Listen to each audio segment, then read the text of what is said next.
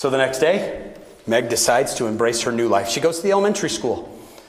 And at the elementary school, the principal says, can I help you? And she says, yep, I'm here to serve. You want to help us? Yep.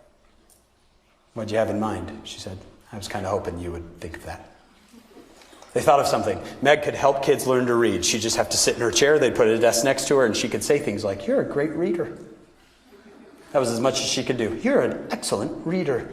My goodness, you're so good. She said she did that 3 times a week.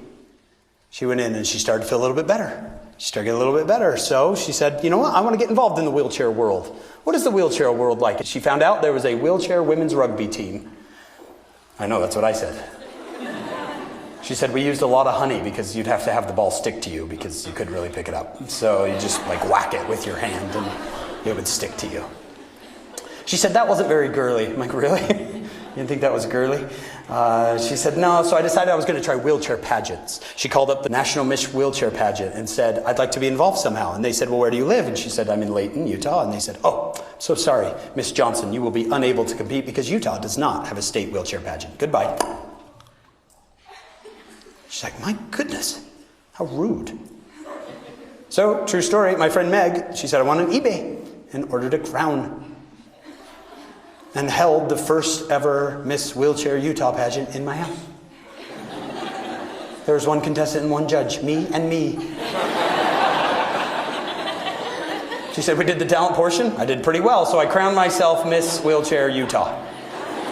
This is a true story. She said, I called them back a few weeks later, said, this is Miss Wheelchair Utah. I'd love to come to the national pageant. Welcome, Miss Utah. They send her flights. They send her hotel rooms. They bring her out to compete in the national pageant. She always felt bad about that, so she started a wheelchair pageant in Utah that's held annually. She doesn't win every time. She felt badly that the girls under 18 couldn't be involved, so she started another pageant called Little Miss Hot Wheels. And then she started another one called Little Wheels for girls under 8, who come in their Disney princess dresses in their wheelchairs and come compete in Little Wheels. This is Meg now. Oh, by the way, I got to tell you one other part, and that is Wit just kept coming around. She's like, what do you want? Why are you always here? He's like, I don't know. Just want to be here for you. I don't like you. I don't need to like you. He's like, okay. And one day he turns to her and he says, Meg, yeah? Will you marry me? What? Will you marry me? She says, wait, I can't walk. He said, I know.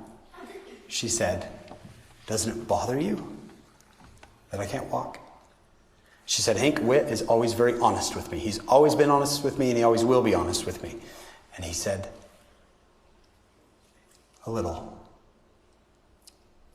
And she said, kind of, and he said, but not as much as it would bother me if I couldn't be with you. I know.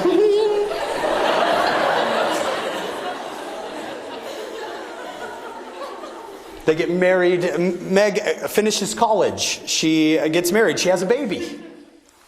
She has all these things. And I asked her, Meg, what would you teach these people I'm going to go talk to? And she said, to say that I got my life back would be totally incorrect. It's not my old life. It's my new life that I've created as I've served other people. The hospital fixed me, but it was serving that healed me. The hospital fixed me, but it was serving that healed me. Do me a favor. Tell the person next to you what you learned about being an unconquerable spirit from Meg Johnson. Tell them to go first.